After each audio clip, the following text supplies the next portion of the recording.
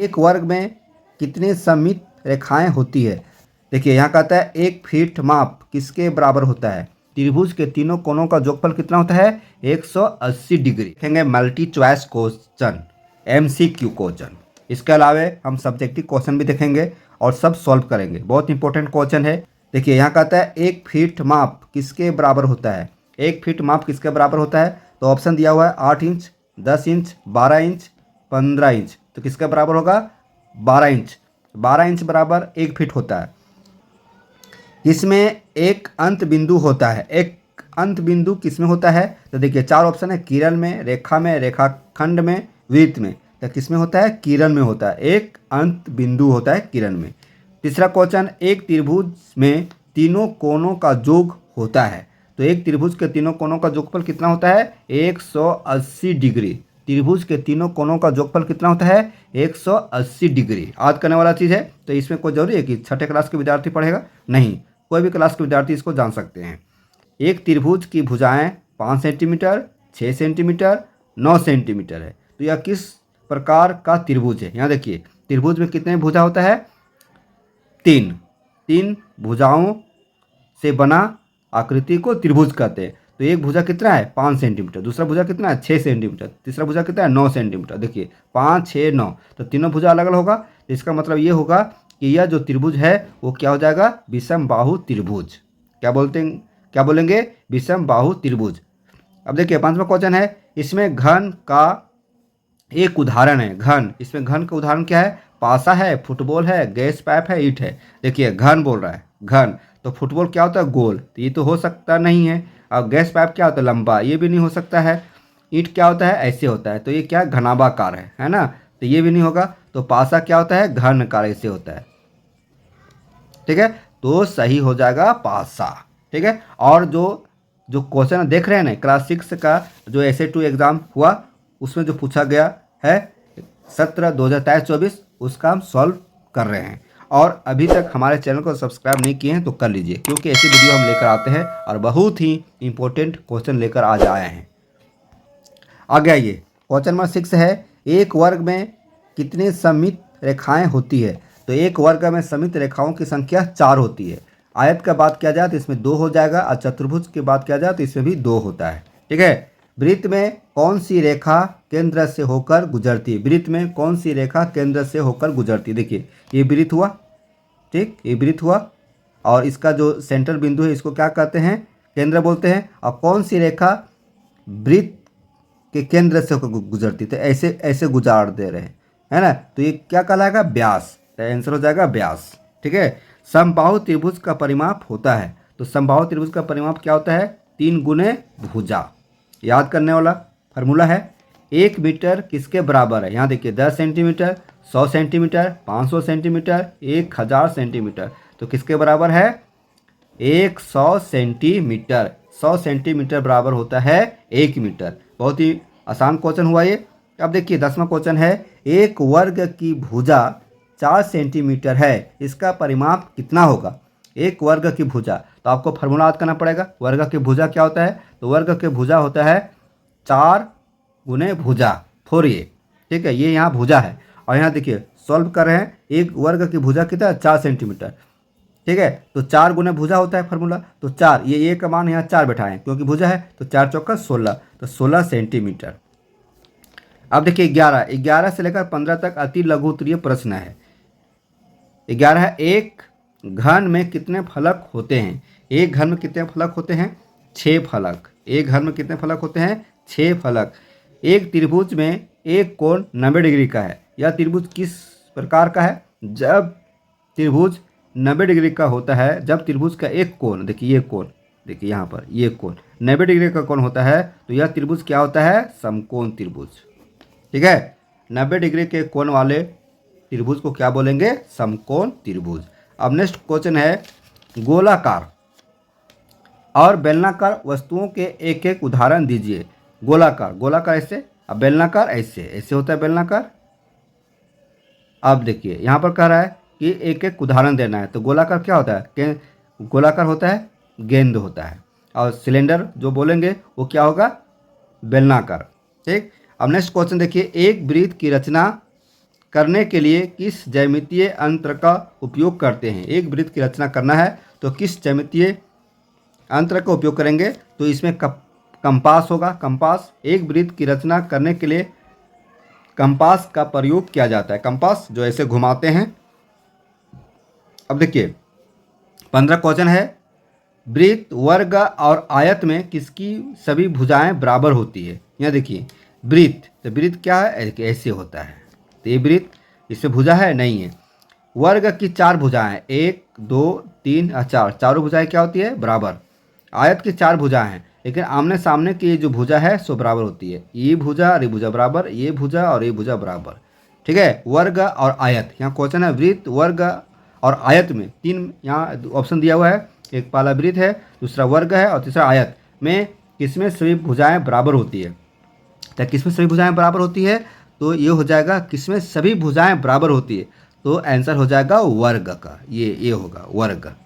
ठीक है, वर्ग के सभी भुजाएं बराबर होती है। ठीक, अब नेक्स्ट क्वेश्चन देखिए यहाँ पे, 1 इंच में कितने सेंटीमीटर के बराबर होता है। तो 1 इंच में कितने सेंटीमीटर होता है, 2.50। 2.50, ये बहुत इंपॉर्टेंट क्वेश्चन हुआ। 1 इंच में कितने सेंटीमीटर होता है, 2.50। क्वेश्चन नंबर 17 देखिए, एक त्रिभुज में 2 कोण क्रमशः 60 डिग्री और 45 डिग्री है। एक त्रिभुज में 2 कोण है, पहला कोण है 60 डिग्री और दूसरा कोण है 45 डिग्री, तो तीसरा कोण निकालना है। तो हम जानते हैं कि त्रिभुज के तीनों कोणों का जोगफल कितना होता है, 180 डिग्री। त्रिभुज के तीनों कोणों का जोगफल कितना होता है, 180 डिग्री। तो यहाँ मान लिए हैं तीसरा कोण क्या है, 1 डिग्री मान लिए, और पहला दूसरा तो पता है ही, एक 60 डिग्री है, एक 45 डिग्री है। तो तीनों कोणों का जोगफल कितना होता है, 180 डिग्री। तो पहला है 60 डिग्री, दूसरा है 45 डिग्री और तीसरा क्या माना है, 1 डिग्री। तो x, अब इसको जोड़ेंगे तो 60 और 45 जोड़ेंगे कितना होगा, 105 डिग्री प्लस x है बराबर 180। अब देखिए यह बराबर है, तो बराबर का हम इधर ले जाएंगे दाहिने तरफ, तो 105 जाएगा, तो क्या हो जाएगा, प्लस है 105, तो यहाँ आएगा माइनस में। तो x बराबर निकालेंगे तो 180 में 105 घटाएंगे तो क्या हो जाएगा, 75 डिग्री। तो x का मान मतलब तीसरा कोण क्या होगा, 75 डिग्री। मतलब 60 डिग्री, 45 डिग्री और 75 डिग्री जोड़ेंगे तो 180 डिग्री हो जाएगा। क्वेश्चन नंबर 18 है, 5 सेंटीमीटर त्रिज्या एवं 3.5 सेंटीमीटर वाले 2 सकेंद्रीय वृत्तों की रचना कीजिए। यहाँ देखिए पहला कर रहा है 5 सेंटीमीटर त्रिज्या, तो 5 सेंटीमीटर देखिए यहाँ से यहाँ ये लिए 5 सेंटीमीटर। ठीक है, 5 सेंटीमीटर त्रिज्या, और दूसरा वृत्त का है 3.5 सेंटीमीटर त्रिज्या। देखिए यहाँ ये 3.5 सेंटीमीटर त्रिज्या है और ये 5 सेंटीमीटर, तो 5 सेंटीमीटर यहाँ आया, तो यहाँ से एक वृत्त की रचना करेंगे, यहाँ से एक वृत्त बनाएंगे इससे। तो ये 5 सेंटीमीटर त्रिज्या वाला वृत्त बन रहा है। फिर कह रहा है 3.5 सेंटीमीटर, तो 3.5 सेंटीमीटर यहाँ हुआ ना, तो यहाँ से 3.5 सेंटीमीटर त्रिज्या वाला हम वृत्त बनाएंगे। तो 2 ठो वृत्त एक ही केंद्र बिंदु पर बन गया, तो यही आंसर हो जाएगा। अब देखिए क्वेश्चन नंबर 19 देखिए, 19 क्वेश्चन है, एक आयताकार पार्क की लंबाई 18.5 मीटर है और चौड़ाई 12.5 मीटर है। ठीक है, ये पार्क है, मान लीजिए पार्क है, तो पार्क की लंबाई कितना है, 18.5 मैंने 18.5 मीटर, और चौड़ाई कितना है, 12.5 मीटर। तो पार्क का परिमाप निकालना है। तो यहाँ देखिए पार्क किस आकृति का है, आयताकार है। किस आकृति का है, आयताकार, मतलब आयत का परिमाप यहाँ लगेगा। तो आयताकार पार्क का परिमाप सूत्र क्या होता है, परिमाप आयत का परिमाप 2 इंटू लंबाई प्लस चौड़ाई, ये सूत्र हुआ। तो 2 लंबाई क्या हुआ, 18.5 18.5 प्लस चौड़ाई कितना है, 12.5। इसको जोड़ेंगे तो 18.5 प्लस 12.5 जोड़ेंगे तो 31 आएगा, और 2 इंटू यहाँ गुना का चिन्ह हो जाएगा, तो 31 दूनी 62 मीटर है। पूरे पार्क का जो परिमाप है 62 मीटर हुआ। ठीक, अब देखिए यहाँ क्वेश्चन देखिए, नीचे की तालिका में एक मिठाई दुकान से दीपावली के अवसर पर बिक्री की गई विभिन्न प्रकार की मिठाइयों को दिखाया गया है। जैसे एक त्यौहार क्या है, दीपावली, तो दीपावली के दिन में ये सब मिठाई बेचा गया। जैसे rasgulla 40 kilogram, jalebi 36 kilogram, barfi 42 kilogram, laddoo 52 kilogram, gulab jamun 22 kilogram. यहाँ देखिए क्वेश्चन यहाँ दिया गया है, आपको आंसर देना है। तालिका को ध्यानपूर्वक देखकर निम्नलिखित प्रश्नों को उत्तर दीजिए। ये तालिका दिया गया है ना, इसी से प्रश्न यहाँ पर है, आपको जवाब देना है। पहला है सबसे ज़्यादा बिकने वाली मिठाई कौन सी है? तो इसमें सबसे ज़्यादा कौन सा मिठाई बिकी है? 40 यहाँ है या 52 है, तो 52 किलोग्राम क्या बिकी है? लड्डू। ऐसे भी दीपावली के दिन लड्डू की मांग ज़्यादा होती है ना। दूसरा क्वेश्चन देखिए, गुलाब जामुन कितना किलोग्राम बिका? गुलाब जामुन कहाँ है, ढूंढिए। देखिए गुलाब जामुन यहाँ है, तो 22 किलो, तो 22 केजी लिखेंगे। बर्फ़ी एवं जिलेबी में सबसे ज़्यादा कौन बिका? बर्फ़ी, देखिए बर्फ़ी यहाँ है 42 किलोग्राम और जिलेबी 36 किलोग्राम, तो बर्फ़ी और जिलेबी में सबसे ज़्यादा कौन बिका है? तो बर्फ़ी। घर देखिए, कुल बिक्री हुई मिठाई का भार किलोग्राम में बताइए, तो सब जोड़ देंगे। 40 kilo rasgulla, 36 kilo jalebi, 42 kilo barfi, 52 kilo laddoo, 22 kilo gulab jamun, तो सब को जोड़ देंगे, तो जोड़ेंगे तो कितना आएगा? 192 केजी। सबसे कम बिकने वाली मिठाई कौन सी है? तो सबसे कम कौन सी मिठाई बिकी है दीपावली के शुभ अवसर पर? तो सबसे कम 22 किलोग्राम बिकी है गुलाब जामुन, तो लिखेंगे गुलाब जामुन। समझ में आ रहा है? समझ में आ रहा है तो वीडियो को लाइक कर दीजिए और अपने दोस्तों के बीच इसे शेयर कीजिए। ठीक है, अगला देखिए, यहाँ देखिए क्वेश्चन 21 और 22, ये क्या है? लॉन्ग क्वेश्चन है। ठीक, एक वर्ग की भुजा 16 सेंटीमीटर तथा एक आयत की लंबाई 18 सेंटीमीटर तथा चौड़ाई 12 सेंटीमीटर है, तो किसका क्षेत्रफल अधिक है? दोनों का क्षेत्रफल लिखिए। यहाँ देखिए कहता है एक वर्ग की भुजा, तो वर्ग की भुजा कितना है? 16 सेंटीमीटर, मतलब एक वर्गाकार है, और एक आयताकार है। आयत की लंबाई 18 सेंटीमीटर, चौड़ाई 12 सेंटीमीटर। तो वर्ग और आयत दोनों का हमको क्या निकालना है? क्षेत्रफल। तो वर्ग का क्षेत्रफल क्या होता है? आपको सूत्र के द्वारा आपको याद करना पड़ेगा। तो वर्ग का क्षेत्रफल होता है भुजा स्क्वायर। वर्ग का क्षेत्रफल क्या होता है दोस्तों?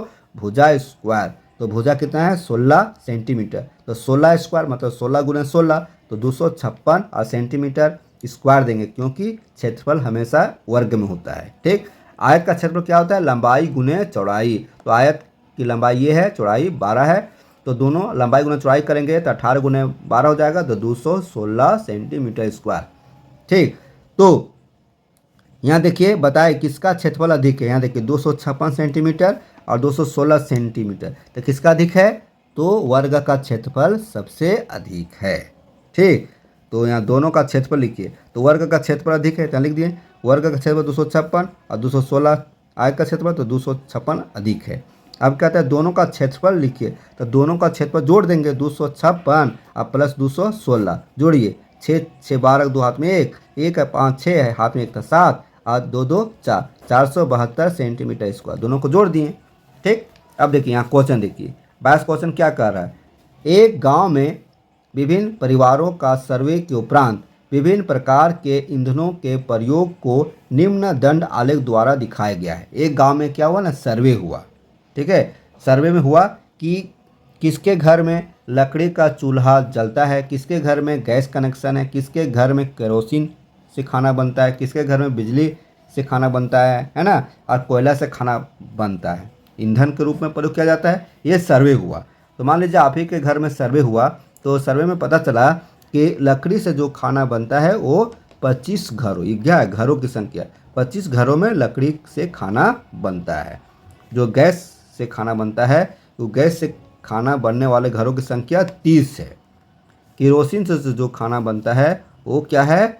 25 है। बिजली से जो खाना बनता है ये कितना सीधा में? 5 घरों में बिजली से खाना बनता है, और कोयला से 10 घरों में खाना बनता है। ठीक है, क्योंकि 10 के सीधा में ये आएगा। समझ में आ गया? अब यहाँ क्वेश्चन है कितने घरों में बिजली का प्रयोग ईंधन के रूप में किया जाता है? तो बिजली कहाँ है? देखिए ये बिजली है, तो बिजली किसके सीधा में? देखिए ये सीधा करेंगे तो 5, तो 5 के घरों में, 5 घरों में बिजली से खाना बनता है। दूसरा देखिए सबसे अधिक किस ईंधन का प्रयोग एवं कितने घरों में किया जाता है? तो सबसे अधिक देखिए, सबसे अधिक दंडालेख में क्या है? 30 घरों में एलपीजी का प्रयोग किया जाता है। यहाँ देखिए कोयला का प्रयोग कितने घरों में किया जाता है? तो कोयला यहाँ देखिए, कोयला कितने घरों में यहाँ जल रहा है? 10 घरों में, क्योंकि इसके सीधा में जाएंगे तो 10 घरों में कोयला जल रहा है, कोयला से खाना बन रहा है। अब देखिए 25 घर किस ईंधन का उपयोग करते हैं 25 घर, तो 25 घर के यहाँ जाइए, तो 25 घर में सीधा क्या है, 25 घर लकड़ी और किरोसिन दोनों होगा, लकड़ी और किरोसिन, क्या लिखा हुआ, केरोसिन, है ना 25 घरों में लकड़ी से भी खाना बनता है और केरोसिन से भी खाना बनता है। कैसा लगा, एकदम तुरंत सॉल्व हो गया ना, एकदम आसानी से सॉल्व हो गया। तो उम्मीद करते हैं कि यह वीडियो आपके लिए बहुत अच्छा है और एकदम सुंदर से प्रश्नों के उत्तर को सॉल्व किए हैं, आपको समझाने की कोशिश की हैं, आपको समझ में आया होगा। हमारे वीडियो को लाइक कीजिए, हमारे चैनल को सब्सक्राइब कीजिए, अपने दोस्तों को भी इसे शेयर कीजिए। बहुत इंपॉर्टेंट क्वेश्चन लेकर आए हैं। थैंक यू, फिर मिलते हैं ऐसे वीडियो के साथ, तब हमारे चैनल पर बने रहें, पढ़ते रहिए। धन्यवाद।